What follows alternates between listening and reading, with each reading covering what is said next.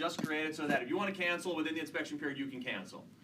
Something we considered, but there's actually a pretty discrete legal issue as to why we didn't do that. There's something in the law called an illusory contract, and what an illusory contract is it's a non-binding contract. When two parties enter into an agreement, but there's nothing that really binds them to it, right? They can just get out at any point in time for any reason.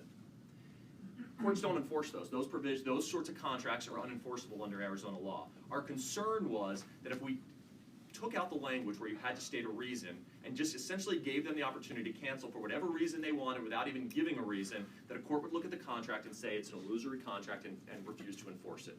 And so for that reason, you still have to state a reason for the cancellation. Does that make sense? Yeah. Okay. So look, it wasn't something that we didn't consider, but there's an area of the law that required us to keep the contract as is in that regard. Can we be vague? Can you just say something like based on the inspection performed by, without the AC No. or the roof? No, you have to actually give a reason. The area. The area, yeah, the area is fine. That relates to the property, right? Oh my God, it turned out that next door, that house that looks so nice, it's a crack house, so we're canceling, okay? Or you do your inspections, right, and you find that there's a registered sex offender in the neighborhood, and that's not something you're comfortable with. Those are all things that have to do with your inspection period, and they're all valid reasons for canceling. And you can cancel even if they find something that they want to repair. That's right. You can say, I don't want to buy a house right. that has that repair. That's right, exactly Just right. as long as you give a reason. That's right. Sandy just brought up something fun. House is too close to the airport, house is too far from the airport. Either one works.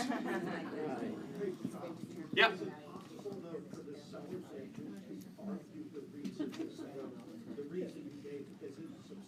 That's fine, but then you're issuing a cure notice and you're giving them 3 days to give another reason and they're going to do it. All right, let's talk about lines 444, 445. Whoa! Wow. Where did I go here? Okay, 444 to 445, 458, and 459. You're going to see identical lines here, okay? We have added additional lines because it is becoming more common that buyers and sellers are represented by more than one individual. And so now you have the ability to identify more than one individual agent as part of the representation within the purchase contract. Now, when does this happen most frequently? Teams, right? It happens most frequently in regard to teams. And that's fine, but it's not always teams. So, right, you can put the name of the agent here, you can put the name of the team leader. But as I said, it's not always teams. Because I had one person say, well, why didn't you just put the name of the, why don't you just say, instead of print agent's name, put team leader? Well, again, it's not always, there's not always a team leader, right? Sometimes it is just two agents. Some teams don't have a team leader, right? There was a husband and wife team, was it Amanda? Okay, right, you're a member of a husband and wife team, maybe there's not a team leader. Now, my personal experience is that the wife is the leader, but maybe it's not an official title, okay, and so we don't put team leader on the contract, all right? Wait, can I talk Yeah, about this? yes. This is really important, because we have a lot of teams here. This was done because of the commissioner. Here it is. Yeah. Okay, which is the next point, and this is the risk reduction point, okay? The individual that is in primary contact with the client has to be identified on the purchase contract, and oftentimes that's actually the person who's writing the purchase contract. So, if you have an agent that's interacting most frequently with the client, can you put just the name of the team leader on this line? No. No. Okay? The commissioner has been very clear. This is a point of emphasis for her, that that is a violation. Now, can you put the name of the agent and also the name of the team leader? Yes. Yes, but you have to have on that contract the name of the individual agent primarily representing the client. Right. And that's a big deal, because right, we have teams, and then because the reason why it's being done is because the team leaders want the recognition. I don't know how Armless is handling that, because that's a separate Sure. issue about who goes into MLS. Right, and we don't control Armless. I've had plenty of conversations with Matt Consalvo. They're aware of this issue. I know that they've got a committee right now, a work group that's formed right now. They're working on the ER, the EA, they're revising their documents, and they are aware of this change. And that's not just Armless. You talked about other MLSs. I've had conversations with every MLS around the state. They're aware of the changes to the purchase contract, and they're aware of that change. So to the extent that they think a revision is necessary, they're going ahead and doing that. If you are a buyer's agent on Okay. a team, and you're representing the buyer and filling out the purchase contract, do you need to put the team leader's name on the contract if that person is getting a percentage of the commission? That's really, Well, not necessarily, because you can also do it as a referral fee, and contracts never goes on the contract, so not necessarily. Go ahead. Is there one all the way in the back? Yes, sir. Two words, we got direct contact, which can mean something, for primary contact, which means something totally different. Yeah, Which is and here's the thing, it's not something that's defined in the law, and so we kind of go off of what the commissioner says, and depending on the day, we get a little different verbiage. But I think that the concept itself is clear. You're the one dealing with the client. You know, who does the client, when something goes wrong, they're picking up the phone, who are they calling? If they're calling you, you should be on the contract. To go back a step, if you have in a listing, it says, please insert in contract that X, the pool and spa heater to be conveyed in as-is condition. Okay?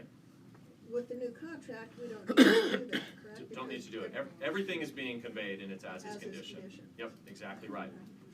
All right, but if it's working at the time of contract acceptance, it's got to be working at close of escrow.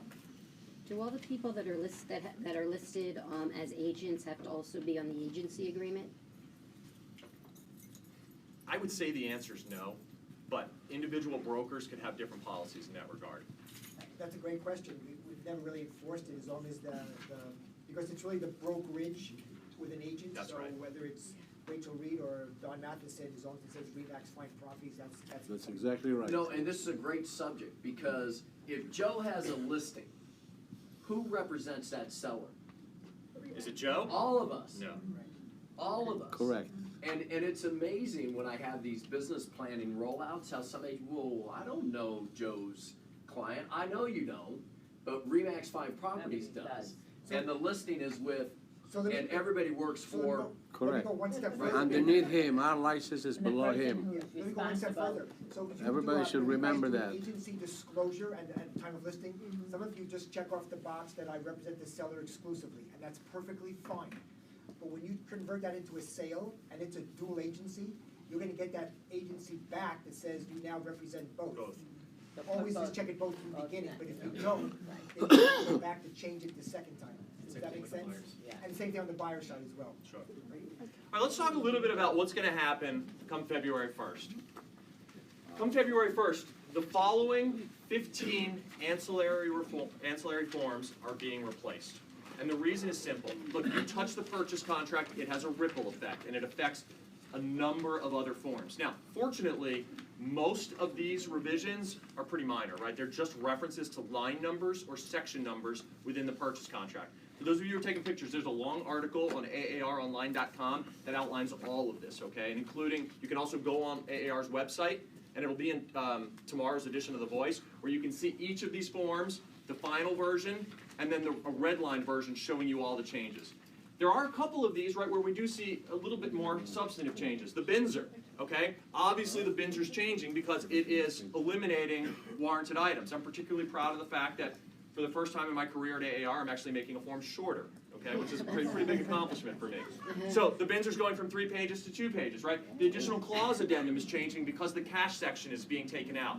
But most of the changes are fairly minor in nature, but you can get online and look at them for yourself. We also talked about the as-is addendum, which is going away. Now, where it gets tricky, and the part that I hate, is there are 4 forms that are going to remain in zip form in both their current version and the new version for a period of time, all right? I don't like to do this, but we don't have any choice because some people are going to be operating under contracts that took place prior to February 1st. Some people are going to be operating under contracts that took place after February 1st. And so, these 2 forms, the buyer pre-closing walkthrough and the LSU, 2 different versions of that form will remain in zip form up until April 2nd of 2017. Now, when you pull them up on zip form, there will be a cover page. The cover page will specifically state, hey, you're using the 2017 version of the buyer pre-closing walkthrough. It should be used with the February 2017 version of the purchase contract. So there will be cover pages specifically explaining when to use which form, but you got to be paying attention. These 2 forms, the Binzer and the Spuds, 2 different versions of those forms will remain in for a period of 2 weeks until February 16th of 2017. So this is that email that I sent that was really confusing, right? So the walkthrough, if you use the new version, obviously doesn't have the cure period. Oh wait, no, it has the cure period. Yes, So- cure period remains. So what changed on that? I didn't see that. Warranted items. Oh, warranted items, right? Yeah. So here's the point, if you use you could still interchange them on one way, but not the other way. In other words, if you could use the new one on the old contract, because if everything is, assuming everything is okay. Well, but the new one, right, but the new one has removed warranted items, and so if you're operating under a contract from 2016, you're probably gonna wanna use the document that addresses warranted items. No, but on the walkthrough, Oh, on the if walkthrough. everything is okay, it doesn't make a difference what version. Yeah, of I it think is. that's right. That's it. I think that's right. So- That's right. But again, there will be cover pages, so just follow the instructions on the cover pages. I think it should be pretty clear. But just be mindful of the fact that you're gonna see different versions simultaneously of these documents in zip form. All right, last slide that I wanna go through is, we are seeing an epidemic of incorrect forms being used, and it's I really cannot amazing, believe it. okay? Now, I've got statistics here, just for a 9-month period, okay? Just going from January 1st of 2016 through the end of September of 2016, okay? So just for that 9-month period. During that 9-month period, an incorrect version of the purchase contract was used 3,841 times. 3,841 times an outdated version of the purchase contract was used during that period. Now, most of you are probably thinking, okay, well, you know, they used, instead of the 2016, the 2015 version. Oh, no, no.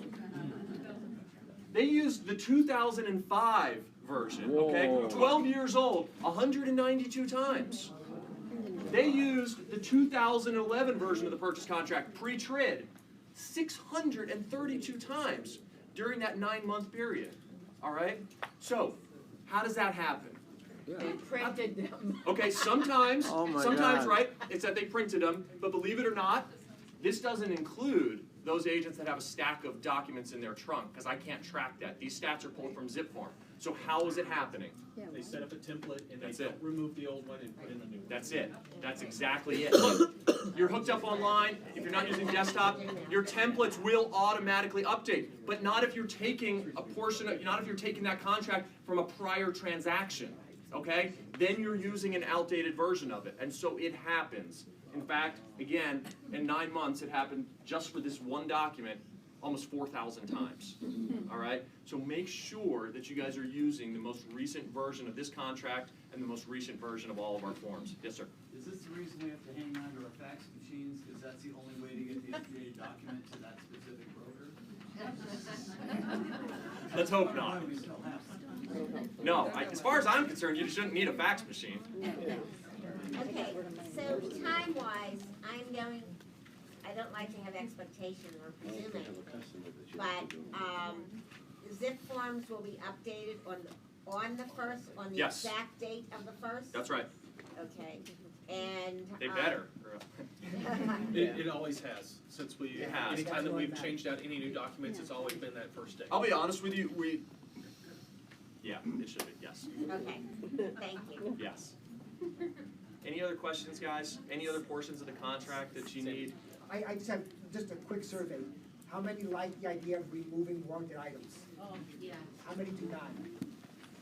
So there's- I made 47,000 people happy. So here's the question. Obviously, it's gonna, I think, I've been saying so long, it's gonna solve old issues and it's gonna create new issues. That's right. Yes, I Do think do we have any issue of what they might be? Yeah, and I think that one of the concerns is if you have a seller's market, a very strong seller's market, and you've got buyers with certain loan products where the lender requires repairs, that it may be more difficult for the buyers using those certain loan products to purchase a house, because the seller may say, you know, instead of accepting the VA loan, I'm going to accept, you know, this type of loan, because with the expectation that the lender will not be requiring as many repairs. But look, are cash offers favored now?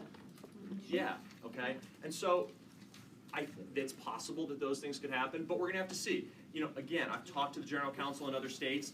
They've been working with this. It's been successful for them, so we'll see if it's successful for our market as well. I think- I think that the onus is gonna be on a lot of inspection companies. We're gonna want people who are going to be picayune and know everything. So going in, you can really see what's going on and not be just Well, Fly by keep in night. mind, the trend on inspections is separate inspections all at once with plumbing, electrical, AC, and window inspections on a micro as well as a macro standpoint. Correct. Go ahead, Don. So, I mean, all this says to me going forward is you better have your paperwork in order. And the thing that I can say is that over a 3-year period, we did 1,500 transactions at one time with Fannie Mae. And not one document, signature, initial was missing, and that's thanks to Jessica Sandler. So if you have not used Jessica Sandler before, I suggest that you probably keep out a lot of hot water. And I think that Dell's right, you're gonna see a lot more inspections, and another reason we use Jessica schedules all our inspections at the same time, because people really hate it when, oh, we're gonna have an inspection on Monday, Tuesday, Wednesday, 9 o'clock, 1 o'clock, you know, they hate that kind of thing. So if you really wanna do more business, I highly recommend Jessica Sandler, and also on the inspection side, one of our vendor partners here, AJF Engineering, they do a terrific job for me. But there's other inspectors out there that do a good job, I'm sure, for you. It's just that we use them because we have high level of confidence in what they're doing. Amen. All right, any other questions about the contract? Amen. Which I'm sure that you're gonna have tons. So we want to say thank you so much. Thank you guys for your time. Appreciate it. I appreciate it. Thank you. Pleasure to see you again. All right, take care, guys. Thank you. Right, I know that Scott was only here for a brief period to kind of give you an overview of what's going on with the contract. There are CE classes out there right now that kind of really dive and go in really good depth for the new contract. We appreciate you staying a little bit long today, we really do. We have to finish up one important part of our business, all of our vendors. Now, if you look, we have a lot of new faces, and we have some faces that have kind of switched over a little bit. So I'm going to give it just like usual. I'm going to give them up right here. Fidelity's also hosting some information about, zip forms. So she'll give you a little more there too. Everybody, so Jen Weller from Fidelity Taiwan at the Frank Lloyd Wright and Scottsdale Road Pearland branch. Good morning, everyone. Dallas Griffin with Fidelity National Title as well, and I'm at the Scottsdale and Deer Valley branch called Scottsdale Ridge. And we're having a class February 15th, Wednesday at SAR from 1 to 4 p.m. on zip forms for those of you that want to redo your desktop version of zip forms with the new contract. So we're going to focus on that. Jackie? Hi, Jackie Whitney, Security Title. I've got 3 offices in Scottsdale. We've got Carolyn, Pinnacle Peak and Pima, and Hayden and Shea. It's good to see everybody. Some I haven't seen for a while.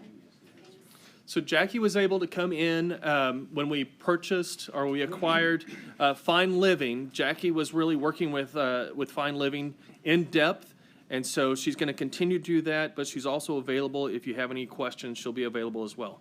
Tara, thank you. Tara Carter, Old Republic Home Protection. I'm one of the older faces. Thank you and happy New Year. Ben. Hi, Ben Tobias with Fairway Independent Mortgage. I have a couple quick things to go through. I know you guys, are pressed for time, a little longer meeting. Real quickly, hearing that stat about the 95% versus 5%, I hear that's mind-blowing to me. To hear that it takes 5% of escrows or docs you them 3 days early. We have the ability to close very quickly. We can close in 2 to 3 weeks on most of our programs, especially when we're underwriting in-house, obviously. Most escrows 30 days, but a lot of lenders talk about flexible lending programs, 5% down jumbo rates. We obviously have those things, but what we usually look at from separates what a successful lender does to maybe one who's not as successful is communication. I mean, as easy as it is, we get your clients the same day, we get back to you the same day. Getting quick answers is really important, we know it. Getting accurate answers really quickly. Our team is available 7 days a week. Please reach out to us. If you have a lender that you prefer to work with, you love working with, totally get it, you should. If you don't, reach out. If you want a second opinion, your clients need second estimate, just something to compare to the lender they're working with, please reach out. We'd love to be able to earn your business and get a shot at it. Beyond that, this is a little bit different, switching gears. I'm a part of a nonprofit organization, Scottsdale 2030. Those that came out to the happy hour, the comedy club, thank you, last year, you saw Delegate roast a little bit. Your office basically formed a group, I'm not sure if you're aware of it, that put that on. And basically, all the money that was raised that night charity, actually our charity, and we have this event called Agents Benefiting Children. We wanted to thank you from our nonprofit organization. This is on behalf of Scottsdale 23rd to RE/MAX, and basically thank you for putting that on. Let's see, Cheryl was actually a team lead last year for your office. She's no longer here. Cheryl Lennon. Somebody else wants to take that lead. Cheryl Lennon. We'd love to, talk more about it, tell you more about the event in general. I mean, that was a great success. I'm pretty sure you guys had a really good showing. So if you guys enjoyed it, maybe you can do it again. But at least want to give us to your office and say thank you on behalf of your fundraising. So. All right, and this time we have Get Your Move On in the back compared to up the front, right? Thank you. Wendy Cracknell with Get Your Move On, best mover in Arizona. Agreed. Thank you. Thank you. We partner with a lot of you and help you grow your business while we grow ours. Quality is top for us, and we want to wow your customers and make the moving experience fun and sexy. All right. All right, thank you. Thank you. They've got 5 stars. Thank you.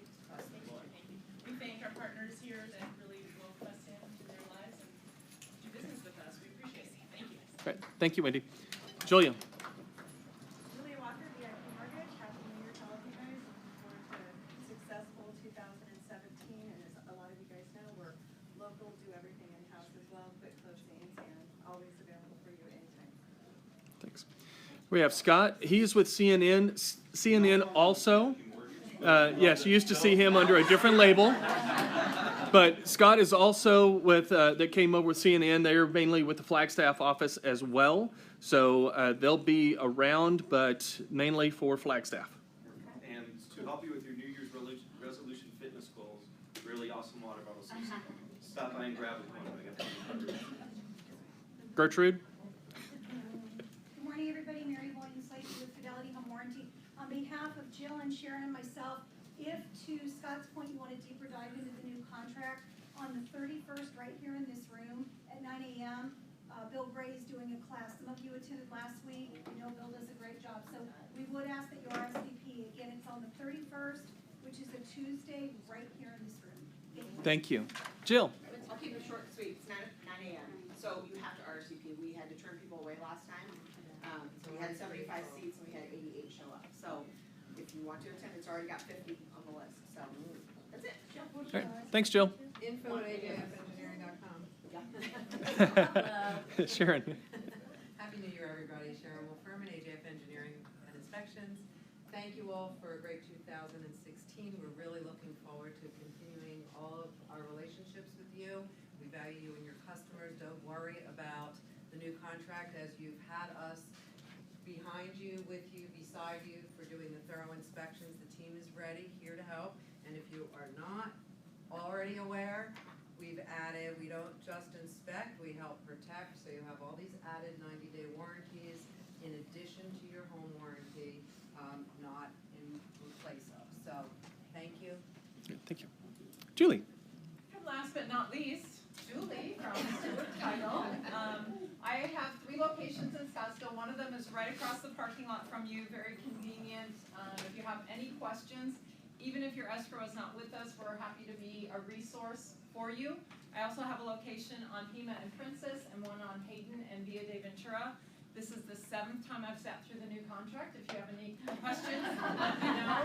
We also have some more CE classes coming up for the contract, so just give me a shout. Thank you so Excellent. much. Thank you. Dell? Yeah, all right. Closing statements. Yeah, real quick. New Year's resolutions, you have to write them down or they don't happen. You have to put them right in front of you. You need to put them on your mirror when you're brushing your teeth. You have to put them not near your steering wheel in your car so you're constantly reminded. You are what you think.